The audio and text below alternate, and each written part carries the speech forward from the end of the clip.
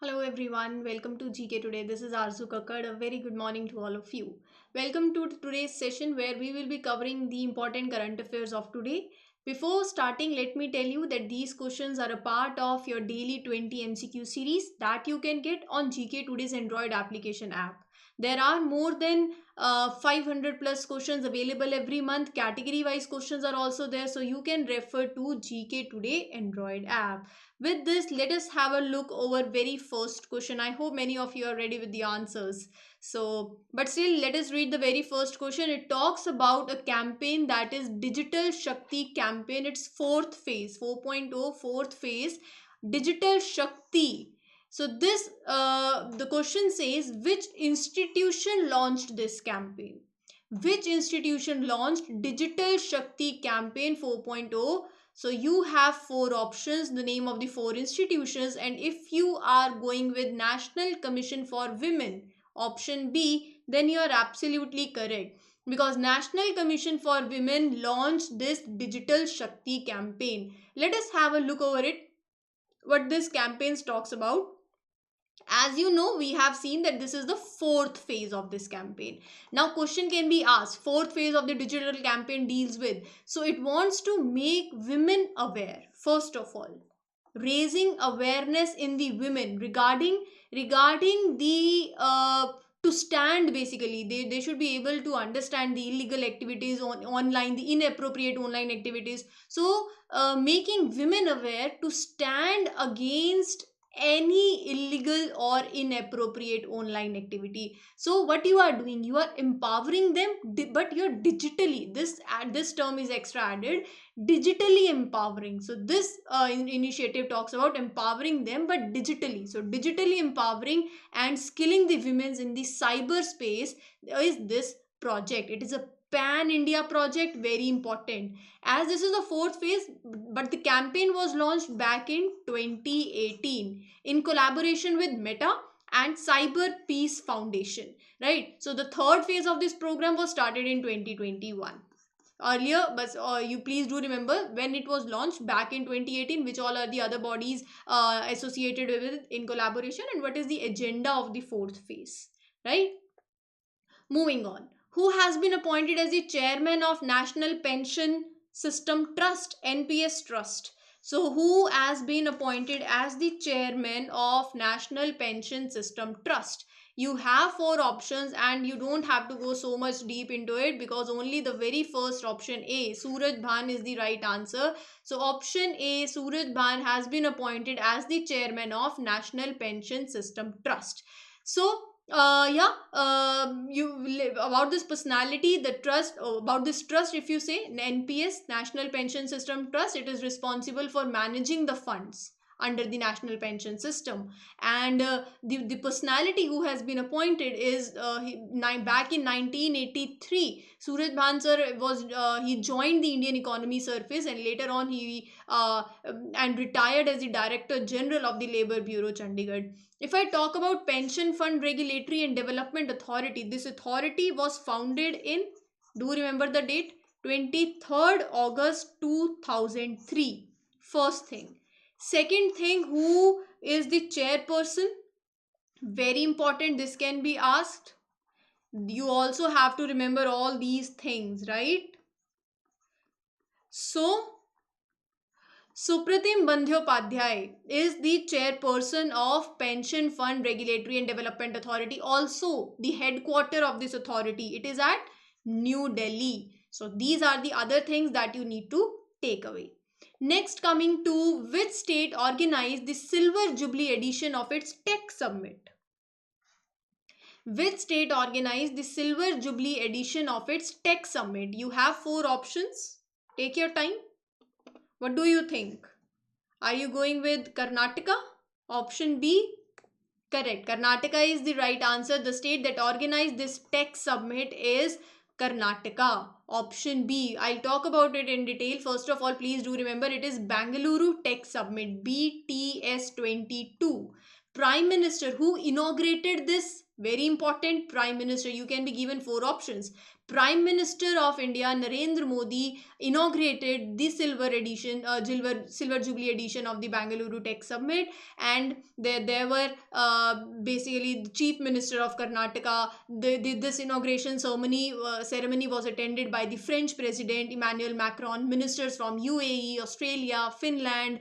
This event was organized by State Department of IT, Biotechnology and Science and Technology. Basically, let's talk about BTS. These are the simple facts that you will remember. I know that.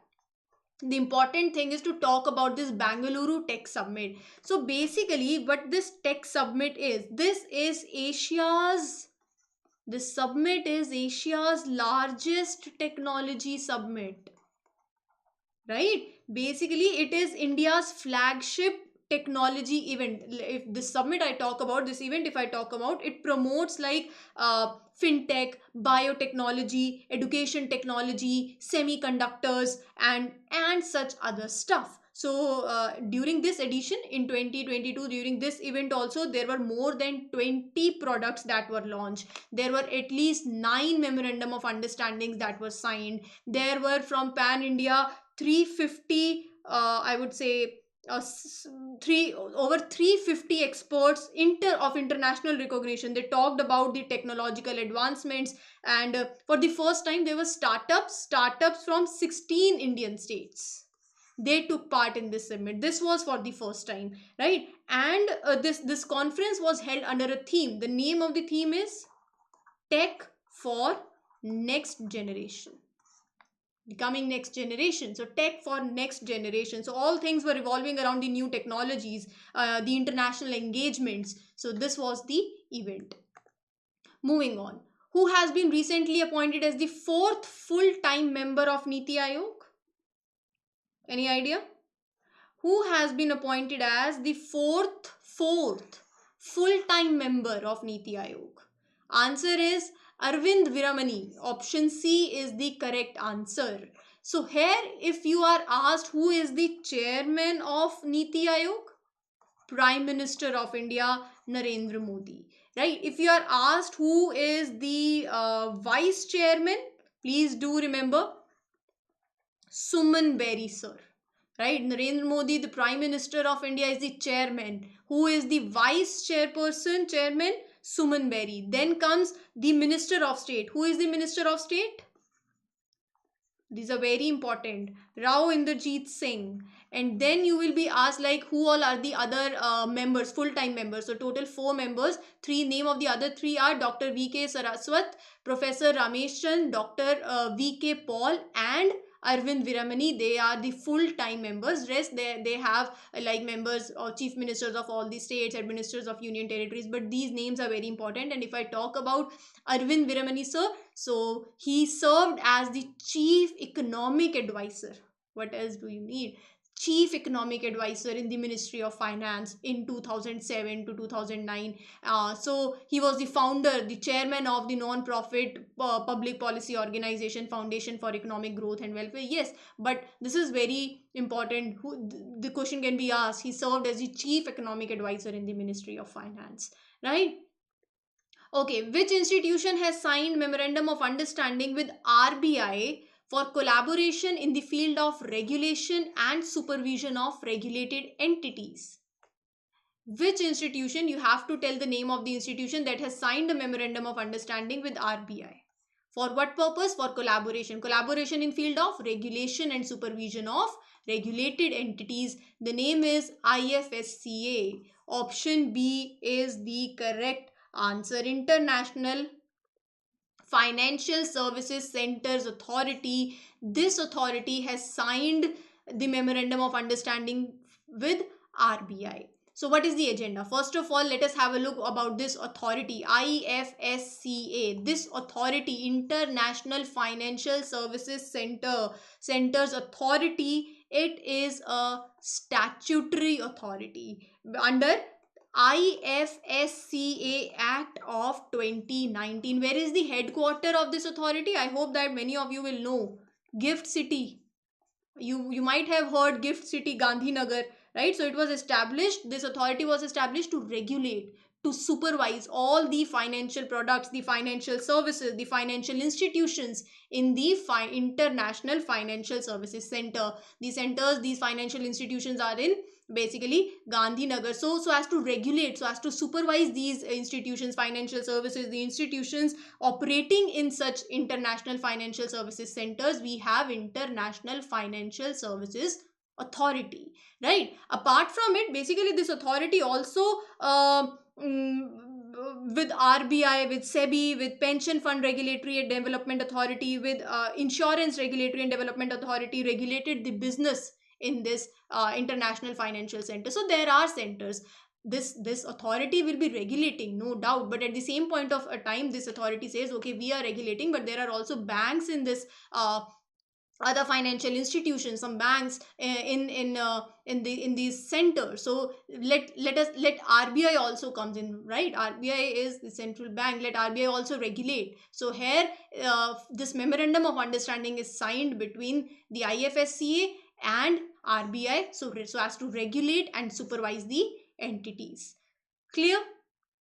Basically it will strengthen the financial ecosystem, provide more stability, safety. Clear? Moving on. Shiv Narwal, Arjun Babuta, Meholi Ghosh, who were seen in the news, play which sports? Shiva Narwal, Arjun, Meholi Ghosh associated with which sports? Shooting. Option C is the correct answer. I hope many of you might know. Asian Air Gun Championship 2022 being held where? In South Korea.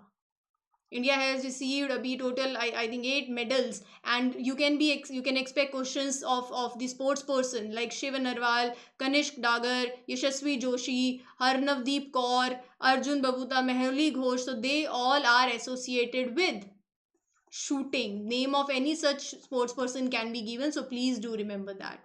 Moving on. Which institution launched guidelines to improve survival and health of premature babies? So which institution launched the guidelines to improve survival and health of premature babies? What do you think is the right answer of this question? Are you going with WHO? World Health Organization? Correct. Option B is the right answer. WHO. See, WHO launched these guidelines to improve the survival and health of the babies who are born early, like before 37 weeks of pregnancy, or they have under 2.5 kg they are during their birth. So these guidelines advise to have skin to skin contact with the caregiver, and we observe 17th of November as World Prematurity Day, so as to raise awareness and to improve the health outcomes for the babies who are born early, right? What is the theme of World Antimicrobial Awareness Week 2022? What is the theme of World Antimicrobial Awareness Week? So it is a week. The theme is, you have 4 options, take 5 seconds. We read all the themes and come at the right answer. What do you think is the right answer? Option A, preventing antimicrobial resistance together is the theme of World Antimicrobial Awareness Week. Right. So basically every year from 18th of November to 24th of November, this Antimicrobial Awareness Week is observed. Aim is, don't take these antibiotics without the prescription of the doctor, and avoid taking the antibiotics. Take whenever it is necessary, complete the course, don't left it in between, because we need to raise awareness about the antibiotics, about this resistance. The bacteria, the fungus, the viri, the parasites, they change over the time, and if you are taking it without properly medicated, without having the proper medications by the doctor, and no, you're not completing the course, so it might happen that you may no longer, your body may not longer respond to these medicines, right? They will be resistant to the drug that you are taking, then you have to take a higher dose, right? So this thing we need to create awareness about. That the theme is preventing this antimicrobial resistance together, right? Which state signed a memorandum of understanding with ICCR, that is Indian Council of Cultural Relations, to help artists of the state? Yes, please. Come up with the answer. Which state has signed a memorandum of understanding? So the name of the state is Bihar. Bihar has signed a MOU with Indian Council of Cultural Relations to help artists of Bihar. So as basically in this memorandum of understanding, it will help Bihar to send their group of artists to the other countries, which will lead to as a part of their cultural exchange initiatives. Bihar is very famous for like Madhubani paintings, Mithila paintings, traditional folk dance and music. So this particular MOU has been signed to help artists, handicrafts and ethnic arts to get international exposure. Clear? And the last question of your today's current affair, then we'll go to the revision category. Which sports person has been elected as the chairperson of Athletes Commission of India Olympic Association?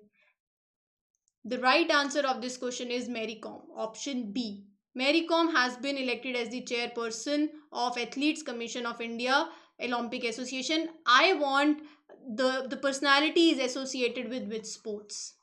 Tell me in the comment section.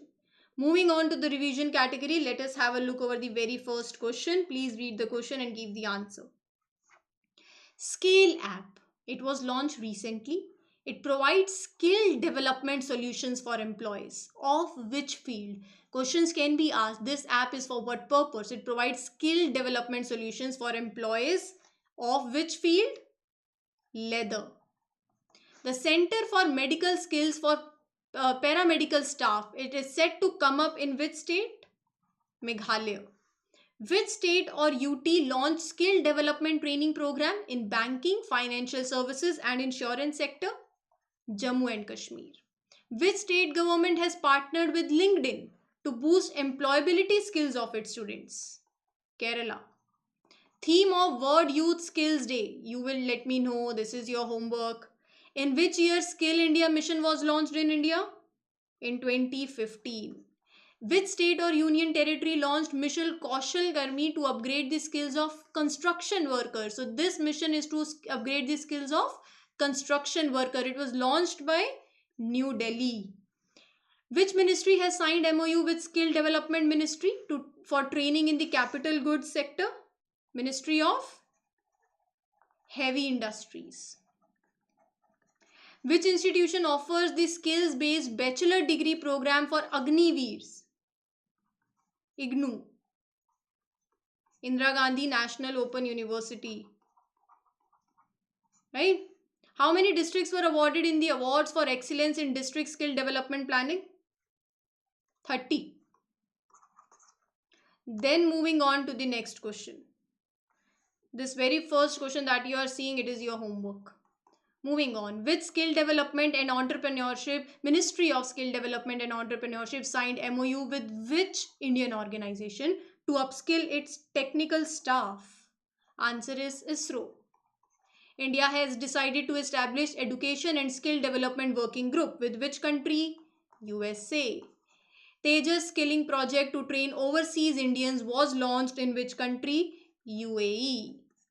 Which ministry hosted a brainstorming webinar on implementation of budget in education and skill sector? Ministry of Education. Which Indian bank has partnered with NSC Academy to promote financial literacy as a necessary life skill?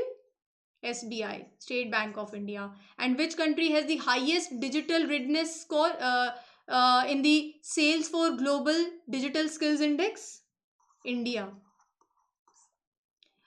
Moving to the last category of questions, let us have a look over the very first question. It is a name of a village, Pullampara, India's first digitally literate panchayat. So this is panchayat. Pullampara. It is located in which state?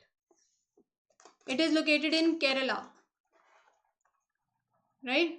For all those who are from Kerala, they might know. Which country has released the open source code for its central bank digital currency sandbox based on Ethereum? Norway. RBI is set to run the pilot projects for digitalization of Kisan credit cards in which states? MP and Tamil Nadu. Basically Madhya Pradesh and Tamil Nadu. This is your homework. Which is the implementing agency of Ayushman Bharat Digital Mission? National Health Authority. Traditional Knowledge Digital Library is associated with which union ministry? Ministry of Ayush. Which institution regulates digital lending activities in India? RBI, Reserve Bank of India. Which institution released the policy brief titled All That Glitters Is Not Gold on digital currency? UNCTAD. And which is the first global big tech company to join ONDC? Microsoft. Let me write it here for you.